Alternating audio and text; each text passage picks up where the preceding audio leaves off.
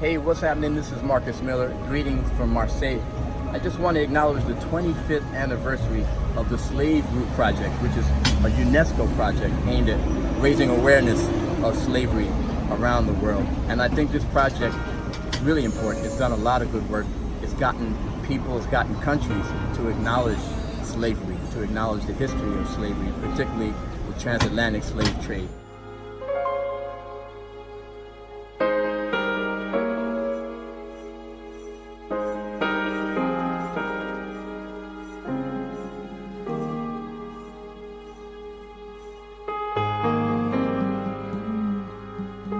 So I wrote a song called Gorée a few years ago after I visited Senegal and visited the island of Gorée.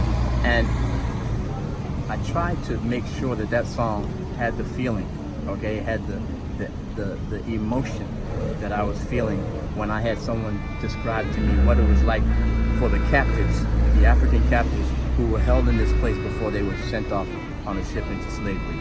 It's a really deep feeling. You hear about it, and yes, you react to it emotionally, but when you're there, it's a whole nother thing.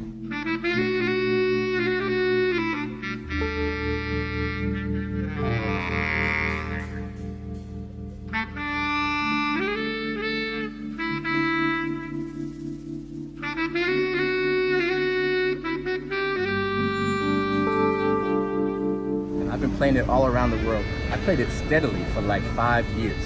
It became a song that everyone was expecting me to play because it resonated for so many people. People who have no connection to slavery, whose ancestors maybe weren't slaves, but everybody relates to it. And I think that's what slavery means to me. That's what it does to me. That's why I'm the spokesperson for UNESCO, because that slave experience really informs my music. One of the things about slavery is that it brought out a quality in people that maybe they didn't even know they had. I mean, the resilience, the ability to overcome 400 years of that situation where they weren't in control of their own destiny and they were separated from their culture, from their family, from their heritage, okay? And to still find a way to find something to live for and to create the beauty that these slaves and these former slaves have created. And I'm talking specifically about music.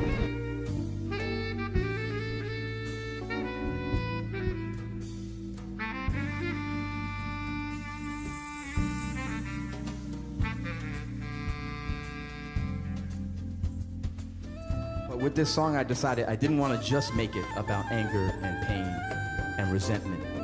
I decided also I wanted to make this song a celebration, y'all, of the ability of human beings to overcome horrible periods of history. I don't know how they did it. These were my ancestors. I have no idea how they found the strength. But what I think is that music played a very important part. These captive Africans, they couldn't read, they couldn't write, but they told their story through music, through the rhythms. And if you listen to all the different styles of music that made their way from the slave experience, you can hear the story. Talking spirituals, field songs, gospel, New Orleans jazz, rock and roll, soul music, funk music, hip hop. It's all a result of this slave experience. It's really important that people know the history of slavery, especially young people. It really helps people to be empathetic, okay, about the plight, about the feelings, about how descendants of slaves feel about situations, okay? I know in my music, okay, the history of my people really informs my music. It gives it depth, it gives it meaning, okay? And there's a lot of musicians who are descendants of slaves who feel the same way. So it's really important that we transmit that message to people and we transmit the information. By the way, it's 400 years since the first slaves landed in Jamestown, in Virginia. 400 years, so we have to acknowledge that anniversary as well. But it's the 25th anniversary of UNESCO's Slave Route Project, and that's a really positive thing.